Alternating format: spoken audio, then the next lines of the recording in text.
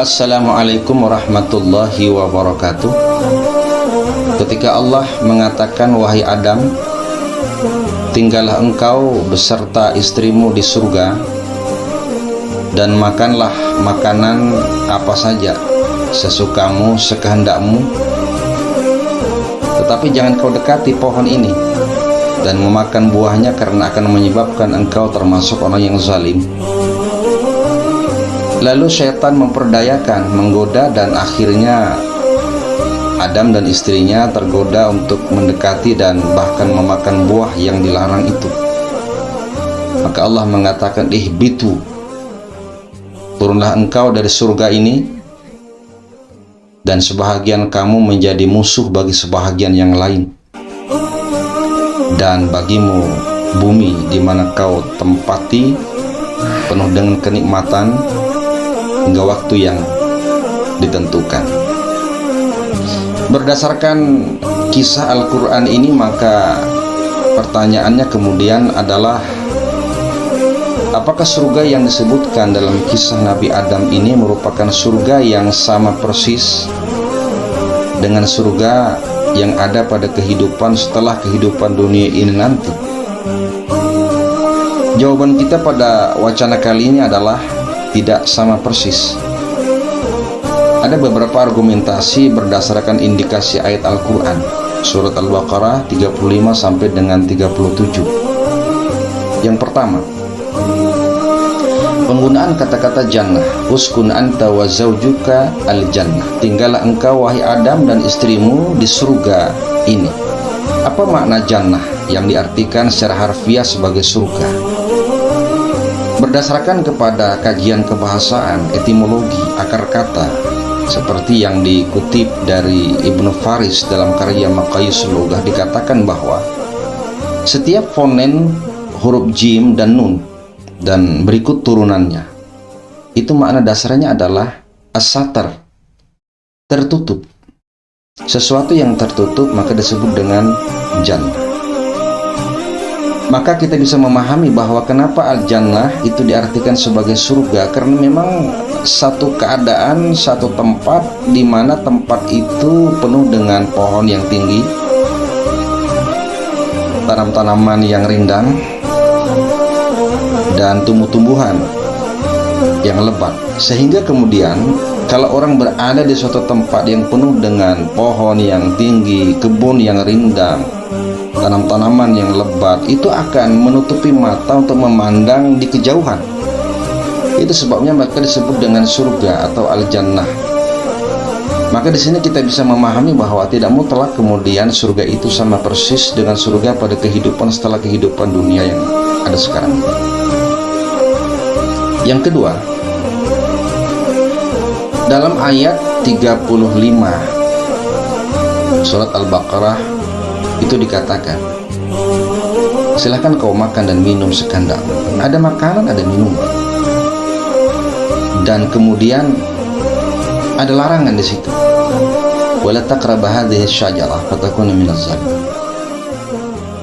Adanya larangan itu sesuatu yang menyebabkan kita untuk berpendapat bahwa tidak mungkin ini merupakan surga yang sama dengan kehidupan akhirat kelak. Karena kita yakin bahwa pada kehidupan akhirat kelak tidak ada lagi larangan. Tapi kenapa dalam ayat ini masih ada larangan?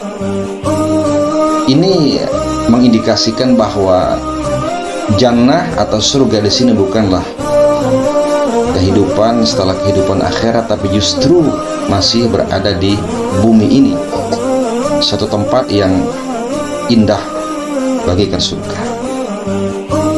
Yang ketiga, fa'azallahuma syaitan.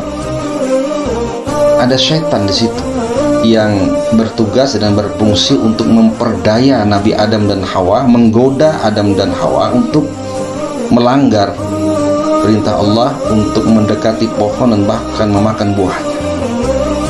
Ini indikasi bahwa kalau ada syaitan dan godaan, tidak mungkin kemudian itu surga sebagaimana surga pada kehidupan akhirat kelak.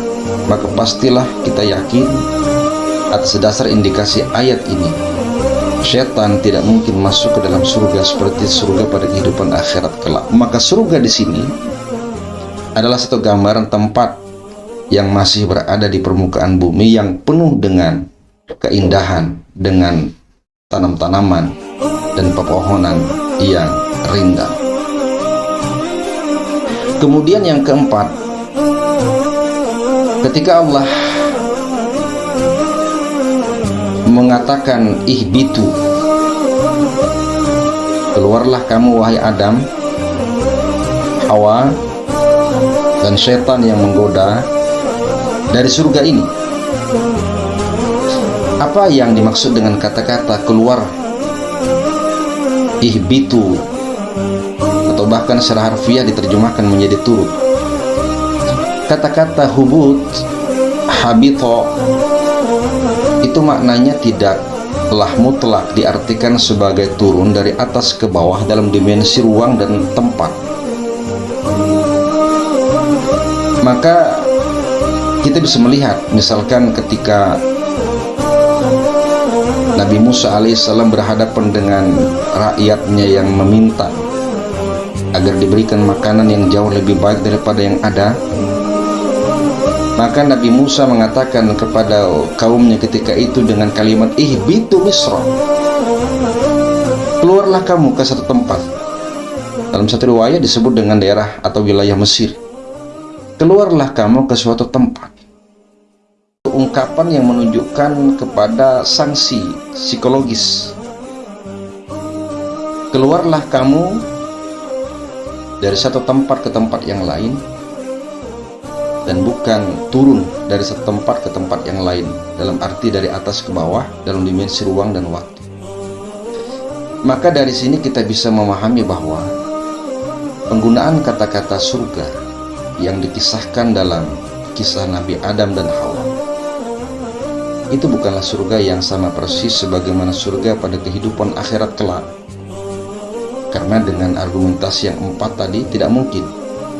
Pertama, karena konotasi makna jannah itu adalah tempat yang penuh dengan keindahan karena pepohonan serta tumbuh-tumbuhnya rindang yang menutup pandangan mata. Yang kedua, karena ada larangan. Yang ketiga, ada syaitan dengan godaan yang menggelincirkan Nabi Adam dan Hawa. Lalu keduanya dianggap bersalah, tapi kemudian ada pertaubatan dari Nabi Adam. Yang keempat, turun bukan dalam pengertian dimensi tempat dan ruang, tapi terusir dari satu keadaan kepada keadaan yang lain sebagai sanksi psikologis atas perbuatan yang dilakukan. Semoga menjadi wacana untuk kita semua.